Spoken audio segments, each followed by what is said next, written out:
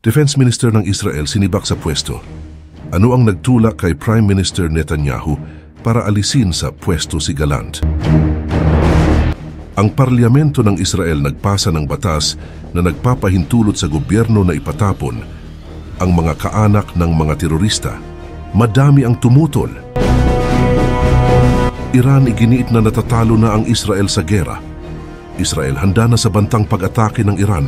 Tinanggal na sa pwesto ni Israeli Prime Minister Benjamin Netanyahu si Defense Minister Yoav Gallant matapos ang ilang buwan ng tensyon dahil sa mga isyung pampulitika sa loob ng bansa at sa mga estratehiya ng Israel sa digmaan. Sa isang pahayag noong Martes ng gabi, sinabi ni Netanyahu na ang tiwala sa pagitan ko at ni Gallant ay tuluyan ng nasira. Ang relasyon ng dalawa ay bihirang payapa at madalas magulo. Wala silang pagmamahal sa isa't isa.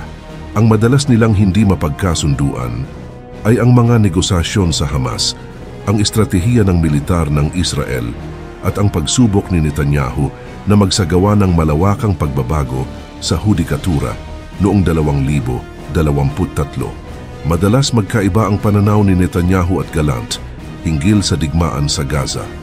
Noong Agosto, sinabi ni Gallant sa isang committee ng Knesset na ang layunin ni Netanyahu na makamtan ang ganap na tagumpay sa Gaza ay isang kalokohan. Siyempre, hindi magpapatalo si Netanyahu at inaakusahan si Gallant sa pagiging anti-Israel. Malupit din ang mga kritisismo ni Gallant sa hangarin ni Netanyahu na makontrol ang Gaza-Egypt border o ang Philadelphia Corridor. Sinabi niyang ang pagbibigay prioridad sa pagkontrol nito kaysa sa isang ceasefire o kasunduan para sa mga bihag ay isang moral disgrace. Sa gabinete, bumoto siya laban sa patuloy na okupasyon doon. Kung gusto natin na mabuhay pa ang mga bihag, dapat umaksyon na, aniya. Ngunit maaring ang politika sa loob ng bansa ang talagang naging mitsa ng kanilang pag-aaway. Noong Martes, napilitan si Netanyahu na bawiin ang panukalang batas na magbibigay daan sa mga ultra-orthodox na Israeli na makakuha ng subsidya mula sa gobyerno para sa daycare, kahit na hindi nagsisilbi ang ama ng mga bata sa IDF o Israeli Defense Forces. Obligado ang lahat ng lalaking Israeli ang maglingkod sa militar. Nakasalalay si Netanyahu sa mga ultra-orthodox na partido upang pamunuan ang gobyerno at nagbanta ang mga ito na pababagsakin ang kanyang koalisyon kung pipilitin silang magsundalo ng sabay-sabay. Malakas na tinutulan ni Gallant ang ideya na ang mga ultra-orthodox Israeli ay maaring ma-exempt sa serbisyo at sinabi na sa ilalim ng aking pamumuno, hindi ko ito ipapasa sa batas. Si Gideon Saar na itinalaga ni Netanyahu bilang foreign minister ay itinuturing na isang influensyal na tagapamagitan para sa mga ultra-orthodox na partido. Ayon kay Netanyahu sa kanyang pahayag, ang paghirang kay Saar ay magpapalakas sa katatagan ng koalisyon at ng gobyerno. At ito ay napakahalaga sa anumang panahon, ngunit lalo na sa panahon ng digmaan. Noong Martes din, inihayag ng pulisya ng Israel na nagsimula na ang isang investigasyong kriminal kaugnay ng mga pangyayari sa simula ng digmaan, ngunit hindi nagbigay ng karagdagang detalye. Ayon sa mga ulat ng media sa Israel, ang investigasyon ay may kaugnayan sa mga suspisyon na ang mga tala o records ng mga sensitibong pagpupulong ng gabinete ay di umano'y binago. Paulit-ulit na hiniling ni Gallant ang isang opisyal na investigasyon hinggil sa pag-atake noong Oktubre 7. Ito ang pangalawang investigasyon ngayong linggo na maaaring magdulot ng problema kay Netanyahu. Noong linggo, ibinunyag ng isang hukuman na inaresto ng pulisya ang isang mataas na opisyal na ID ni Netanyahu dahil sa umano'y pag-leak ng classified at peking intelihensiya sa mga banyagang media. Naharap si Netanyahu sa panggigipit mula sa mga miyembro ng kanyang gabinete na patalsikin si Gallant. Noong Martes, binati ni National Security Minister Itamar Ben-Gvir si Netanyahu at inakusahan si Gallant bilang hadlang sa ganap na tagumpay. Nagsimula ang pagsira ng relasyon ni Netanyahu at Gallant nang magbanta ang punong ministro na tatanggalin siya noong Marso 2023 matapos niyang punahin ang mga panukala ukol sa pagbabago ng sistema ng hudikatura ng gobyerno. Ang panukalang batas na nagdulot ng malawakang mga protesta sa Israel ay magbibigay ng higit na kapangyarihan sa namumunong koalisyon sa pagpili ng mga hukom. Si Gallant ang unang ministro na tumutol dito, na nagsabing, ang lumalalim na hidwaan ay umaabot na sa military at security agencies. Ito ay isang malinaw na panganib sa seguridad ng Israel. Hindi ko ito tutugunan. Sinabi ni Netanyahu na papatalsikin niya si Foreign Minister Gallant, ngunit binaliktad niya ang kanyang desisyon matapos makaranas ng pressure. Ang tensyon sa pagitan nilang dalawa ay patuloy na lumala mula nang mangyari ang pag-atake ng Hamas noong Oktubre 2023 hanggang sa nauwi na nangangayon sa sibakan. Tila hindi nauubusan ng Israel ng mga kontrobersya. Kakatalsik pa lang ng foreign minister niya, eto may bago na namang tututulan ang mga mamamayan. Ang parlamento ng Israel, na kilala rin bilang Knesset, ay nagpatibay ng bagong batas na naging sanhi ng matinding reaksyon. Ang batas na ito na naipasa sa botong 61 laban sa 41 ay nagbibigay ng pahintulot sa gobyerno na ipatapon ang mga miyembro ng pamilya ng mga Palestinyanong sangkot sa mga pag-atake, kahit na ang mga kaanak na ito ay mamamayan ng Israel. Ang ideya ay kapag may isang tao na nagsagawa o nagtangkang magsagawa ng pag-atake at ang kanilang malalapit na kamag-anak ay may alam o nagbigay ng suporta sa pag-atake, maari silang mapatapon marahil sa Gaza o ibang lugar. Ang panukalang batas ay inihain ng miyembro ng Likud Party na si Hanoch Milwitsky at ito ay pangunahing itinuturing na nakatuon laban sa mga Arabong mamamayan ng Israel at mga Palestinyanong naninirahan sa silangang Jerusalem. Narito kung paano ito gumagana. Kung ang isang kamag-anak, tulad ng magulang o kapatid, ng isang nang atake ay napatunayang may kaalaman sa pag-atake bago pa ito naganap o nagpahayag ng pagsuporta rito, maaari silang utusan na umalis.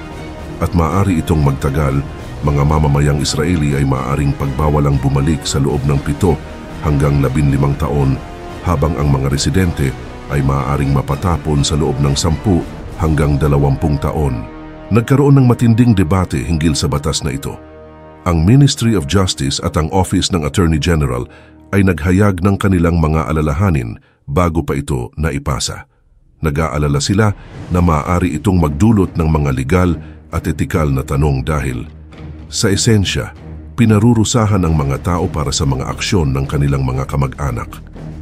Bagamat binibigyan ang mga nakaharap sa deportasyon ng pagkakataon na ipagtanggol ang kanilang sarili, ang huling desisyon ay nasa Interior Minister na may 2 linggo para magpasya. Sinasabi ng mga taga-suporta na ito ay hakbang upang pigilan ang karahasan at hikayatin ang mga tao na huwag suportahan ang mga pag-atake. Ngunit para sa mga kritiko, hindi ito patas at maaaring magdulot pa ng mas matinding tensyon, lalo na't apektado ang mga mamamayan at residente ng Israel. Para sa inyo, makatarungan ba ang batas na yan? Comment down below. Sa bansang Iran naman tayo, totoo nga bang natatalo na ang Israel o pinapalakas lang ni Khamenei ang loob ng mga kakampi niya? Ayon sa pinuno ng Iran na si Ayatollah Ali Khamenei, ang patuloy na paglaban ng Hamas at Hezbollah sa Gaza at Lebanon ay nagpapahiwatig lang ng pagkatalo ng Israel. Nais umano ng Israel na alisin ang Hamas sa mundong ibabaw, ngunit ano ang ginawa nila? Pumapatay sila ng maraming tao, ipinakikita sa buong mundo ang kanilang tunay na kulay at pinatunayan nila ang masama nilang hangarin. Sila na rin ang nagbigay ng rason para kamuhian sila ng marami. Sinabi niya sa pagtitipon ng pinakamataas na konsehong panrelihiyon, ang Assembly of Experts, noong Huwebes. Dagdag pa ng leader ng Iran, naniniwala ang Israel na kaya nitong patahimikin ang paglaban ng mga Palestino sa pamamagitan ng pagpaslang sa mga pangunahing leader nito, ngunit patuloy na lumalaban ang Hamas. Nangangahulugan lang ito ng pagkatalo ng rehimeng Zionista. Ang leader sa politika ng Hamas na si Ismail Haniyeh ay pinatay noong Hulyo 31 sa kabisera ng Iran, Tehran. Napatay din si Hassan Nasrallah, ang pinuno ng Hezbollah sa Beirut noong Setyembre ng kasalukuyang taon. Sinabi rin ni Khamenei na sa halos 40 taon, ilang beses nang napaurong ng Hezbollah ang Israel mula sa teritoryo ng Lebanon kabilang na ang Beirut, Sidon, Tiri at sa kalaunan, halos buong katimugang bahagi ng Lebanon. Dagdag pa niya, ang Hezbollah ay nagsimula sa pagiging isang maliit na grupo ng mga mandirigma hanggang sa naging isang malaking organisasyon na may kapangyarihang labanan ang isang kalabang sinusuportahan ng mga pangulo ng Amerika at ng iba pang malalakas na kaalyado. Sinabi ni Khamenei na may mga tao, kabilang na ang ilan sa loob ng Lebanon, na minamaliit ang Hezbollah. Iniisip ng mga ito na humina na ang hukbo matapos mapatay ang marami sa mga pangunahing lider nito sa politika at militar. Mali sila, nahihibang at niloloko lang nila ang sarili nila. Malakas ang Hezbollah at patuloy na lumalaban, aniya. Ang organisasyon, kasama ang mga tauhan nito, ang espiritual na lakas at ang matatag na kalooban ay nariyan pa rin. Hindi ito nagawang talunin ng kalaban. Ang mga pahayag na ito ay inilabas ilang araw matapos magbanta ang lider ng Iran ng isang malakas at matinding pagganti laban sa Israel at Estados Unidos dahil sa mga air raid o pag-atake ng Israel sa iba't ibang lalawigan ng Iran noong Oktubre 26. Nagbabala ang Washington laban sa posibleng ikatlong malaking pag-atake ng Iran sa Israel, kung kaya't nagpadala ito ng mga advanced missile defense batteries at mga sundalong magpapatakbo nito sa Israel. Pinalakas din ng hukbong sandatahan ng Estados Unidos ang kanilang mga kakayahang militar sa rehiyon, kabilang na ang pagpapadala ng mga strategic bomber aircraft, mga fighter jets, missile batteries at mga barkong pandigma. Samantala, ang mga opisyal ng Islamic Revolutionary Guard Corps, IRGC, at ng hukbong militar ng Iran ay panay ang pagpapahayag ng nalalapit nilang pag-atake sa Israel. Kung kailan at saan, walang nakakaalam.